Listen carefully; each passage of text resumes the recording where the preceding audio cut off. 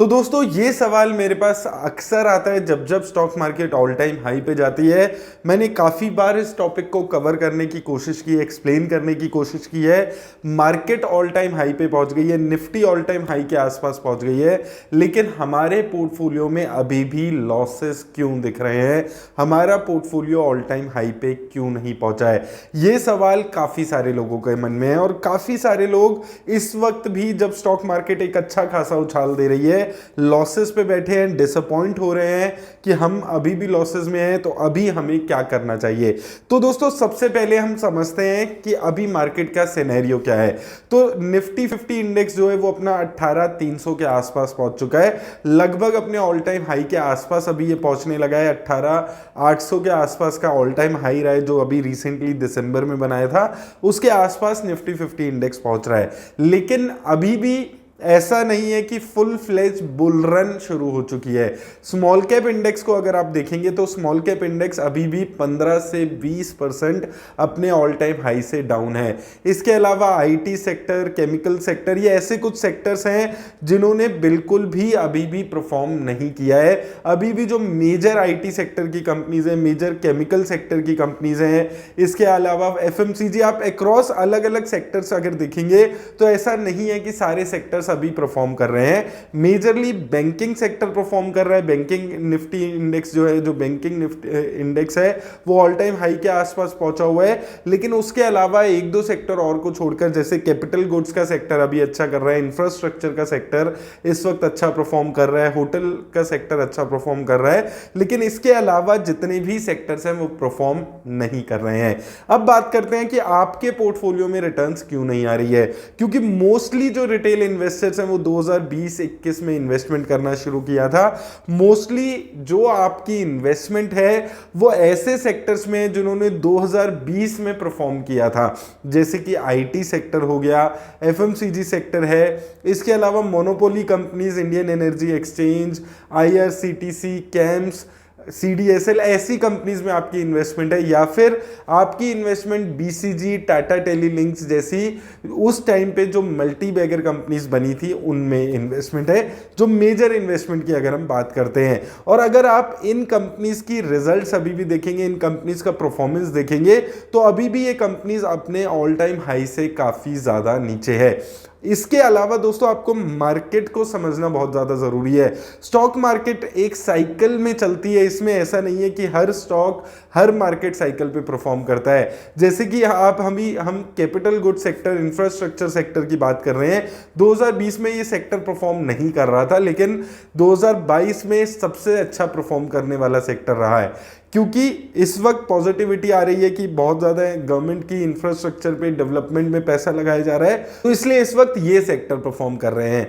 और आपने जिन जिन कंपनीज में पैसा अभी भी लगाया हुआ है, मेजरली रिटेल इन्वेस्टर्स ने आईटी सेक्टर और इन कंपनीज में पैसा लगाया है, वो अभी भी परफॉर्म नहीं कर रही है। अब दूसरा सवाल आता है कि हमें इस वक्त क्या करना चाहिए। क्या हमें अपना पैसा capital goods, FMCG, banking sector में शिफ्ट कर देना चाहिए, या इन्हीं कंपनीज में इन्वेस्ट करना चाहिए? तो यहां पर दोस्तों आपको दो तीन चीजें समझनी है जो मार्केट की एक लर्निंग की तरह आपको इसको लेना है। सबसे पहली चीज, जब मार्केट नीचे गई थी, 16,800 16,500 के लेवल्स पे गई थी, तब आपने अपने बुरे स्टॉक्स में, जो आपके अच्छे स्टॉक्स हैं, फंडामेंटली अच्छे स्टॉक्स हैं, उनमें एवरेजिंग नहीं की थी। तो ये एक रीजन है कि जब मार्केट ऊपर आई है, देखिए हमने जब जब मार्केट पे बात की है, Infosys, SBI cards, HDFC bank, जब जब ये शेयर्स गिरे, मैंने आपको बोला है कि इन शेयर्स में एडिशंस करिए, क्योंकि ये ऐसे शेयर्स हैं जब मार्केट में पॉजिटिविटी आएगी तो ये शेयर अच्छी रिटर्न्स देंगे ही देंगे। तो आपके पोर्टफोलियो में जो फंडामेंटली अच्छे स्टॉक्स हैं, आपने उसमें एवरेजिंग की या नहीं की, ये आपको देखना है। एवरेजिंग करना जरूरी हो जाता है जब आप नीचे जाते हैं, अगर आपके पास पैसा है। अगर पैसा नहीं है तो भी डरने की, घबराने की जरूरत नहीं है। आपके पास पैसा नहीं था, आप एवरेज नहीं कर पाए, क्योंकि स्टॉक मार्केट जो है वो लॉन्ग टर्म का खेल है। 2 साल में, 1.5 साल में आपके पोर्टफोलियो में रिटर्न्स नहीं आई है, मार्केट ऑल टाइम हाई पे है, मेरे पोर्टफोलियो में रिटर्न्स नहीं आ रही है, इन चीजों से आपको डरने की जरूरत नहीं है। क्योंकि ओवरऑल अब जब मार्केट की साइकिल दोबारा से चलेगी, जब फिर से आईटी सेक्टर परफॉर्म करने लगेगा, आपने आईटी सेक्टर में पैसा लगाया मान लीजिए, तो आपके स्टॉक्स परफॉर्म करेंगे, उस वक्त पे परफॉर्म करेंगे। तो एवरेज करना बहुत ज़्यादा ज़रूरी हो जाता है स्टॉक्स को, अगर आपके पास उस वक्त पैसा है जब मार्केट नीचे जाती है, लेकिन सिर्फ फंडामेंटली अच्छे स्टॉक्स को। दूसरी चीज़, आपको एक चीज़ समझनी ज़रूरी है यहाँ पर कि आपको ये जो छोटी कंपनीज हैं जिसमें मल्टी बैगर रिटर्न्स आ जाती हैं, बीसीजी, टाटा टेलीलिंक्स, इसके अलावा और भी बहुत सारी कंपनीज अभी मार्केट में अवेलेबल हैं, ऐसी कंपनीज को कंप्लीटली अवॉइड करने की ज़रूरत है एज अ रिटेल इन्वेस्टर अगर आपको पैसा बनाना है। देखिए, एक आधी कंपनी में गलती से पैसा बन भी गया तो ज़रूरी नहीं है कि सारी कंपनीज में पैसा बनाएगा। कंपनीज के फंडामेंटल देखने ज़रूरी है, चाहे आप स्मॉल कैप कंपनीज में पैसा लगा रहे हैं। ऐसा नहीं है कि मैं आपको स्मॉल कैप कंपनीज के बारे में नहीं बताता हूं, मैं भी काफ़ी अलग अलग कंपनीज के बारे में बताता हूं। इंडिगो पेंट्स पे हमने बात की थी, ओलेक्ट्रा ग्रीन टेक पे हमने बात की थी, तो हम भी स्मॉल कैप कंपनीज पे बात करते हैं, लेकिन गुड क्वालिटी की कंपनीज पे बात करते हैं। सिर्फ किसी कंपनी में इसलिए पैसा हमें नहीं लगाना है क्योंकि वो मल्टी बैगर रिटर्न्स दे चुकी है, वो ऑलरेडी आपको चीज समझनी जरूरी है अगर आप स्टॉक मार्केट में लंबा परफॉर्म करना चाहते हैं। और तीसरी चीज आपको समझनी है कि इस वक्त अब जो कैपिटल गुड्स वगैरह के सेक्टर हैं इसमें ऑलरेडी रिटर्न्स आ चुकी है।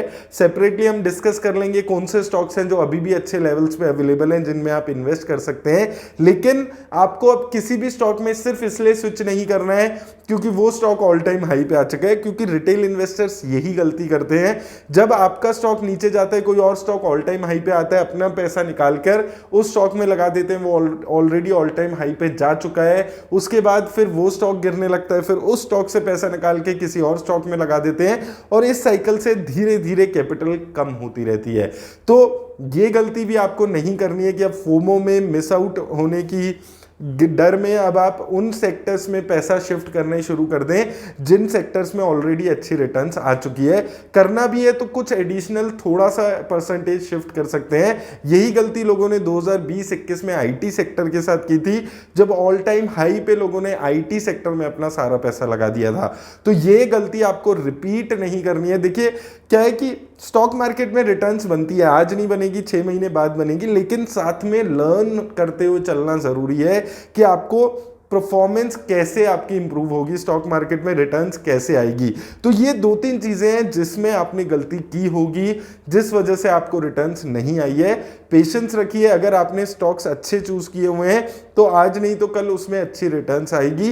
पेशेंस रखना बहुत ज्यादा स्टॉक मार्केट में जरूरी है। डरने की, घबराने की अभी भी जरूरत नहीं है, क्योंकि अभी भी मार्केट ऑल टाइम हाई के आसपास आई है निफ्टी, लेकिन एक ऐसा बुलरन अभी भी शुरू नहीं हुआ जैसे हमने 2020-21 में देखा था, जहां पर हर सेक्टर, हर कंपनी अच्छा परफॉर्म कर रही थी। तो वो बुलरन अभी नहीं आया, अभी भी मार्केट वेट एंड वॉच के स्थिति में चल रही है। तो उन चीजों का आपको ख्याल रखना है अगर आप स्टॉक मार्केट में लंबा टिकना चाहते हैं तो। और दोस्तों, अगर अभी तक इंस्टाग्राम पे फॉलो नहीं किया है तो लिंक डिस्क्रिप्शन में दे दिया है, जाकर फॉलो जरूर करें मुझे। धन्यवाद।